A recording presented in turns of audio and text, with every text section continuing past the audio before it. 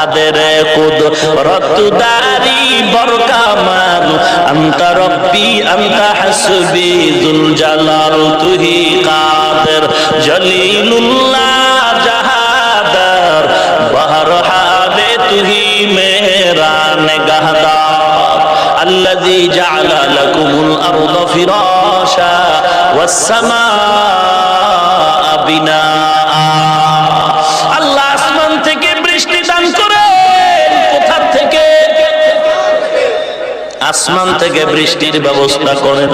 যদিও আসমান থেকে কখনো বৃষ্টি হয় না, জমিন থেকে সমুদ্রের পানি দ্বারা আল্লাহ বৃষ্টির ব্যবস্থা করেন। আসমান থেকে কেন বলা হলো? বলে আসমানের শাব্দিক অর্থ হলো উঁচু, উপর। উপর থেকে যেহেতু বৃষ্টি আসে, উপর কতটুকু? বলে আজকেও তো কক্সবাজার থেকে বিমান যোগে ঢাকায় আসলাম, সামান্য উপরে উঠলেই মোবাইলের দেখলাম নেটওয়ার্ক আছে। অনেক উপরে যখন গেল, মেঘের উপরে যখন উঠে, মেঘের উপরেও বিমান চলে, তখনও মোবাইলের নেটওয়ার্ক জারি আছে। যখন একটু উপরে চলে গেল, তখন দেখা গেল মোবাইলের নেটওয়ার্ক নাই। তাহলে মেঘ, এই যে মেঘ দেখা যায়, এটা ওই সমুদ্রের বঙ্গোপসাগর, প্রশান্ত মহাসাগর, আটলান্টিক মহাসাগর, এ সমস্ত সমুদ্রের মধ্যে দেখবেন বাষ্পের মতো জলীয় বাষ্পগুলো বাতাসে উড়ে, এগুলো উড়ে উড়ে উপরে চলে যায়।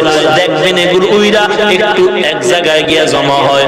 আর এগুলো দেখবেন সব সময় দক্ষিণ থেকে উত্তরের দিকে চাপে, সব সময় দক্ষিণ থেকে উত্তরের দিকে চাপে। এই জলীয় বাষ্পগুলো যখন বালুর কণার মতো উড়তে থাকে বাতাসে, আকাশের ভেতরে, তখন এইটা একটা রং ধরে, সূর্যের আলো ধরে। দেখবেন আপনি দক্ষিণ পশ্চিম না পূর্ব, দক্ষিণ পূর্ব কোণে দেখবেন লাল রঙের একটা পাইপের মতো দেখা যায়, মনে হয় সমুদ্রের থেকে পানি উঠানের পাইপ। এটাকে বলে রংধনু।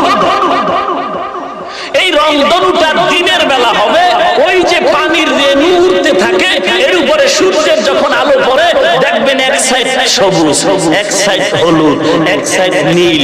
ওই যে সূর্যের সাতটা রং আছে না, এগুলো পরে পরে ওই রংধনুটা হয়। রাতের বেলা হয় না, কারণ সূর্যের আলো নাই, সূর্যের আলো আছে, এবং এটা বেশিরভাগ হয় বৃষ্টি চলার সময়। বৃষ্টির সময় রংধনুটা হয়। এই বৃষ্টি সমুদ্রের জলীয় বাষ্প যখন উপরে যায়, তখন এই জলীয় বাষ্পগুলো দক্ষিণ থেকে উত্তরে যখন চলে, আল্লাহ মিকাইলের তো বৃষ্টির দায়িত্ব দিয়েছেন, ফেরেশতার মাধ্যমে নূরের লাঠি দিয়ে বৃষ্টির উপরে, মেঘের উপরে যখন বাড়ি দেয়, তখন বজ্রপাত হয়। সুবহানাল্লাহ।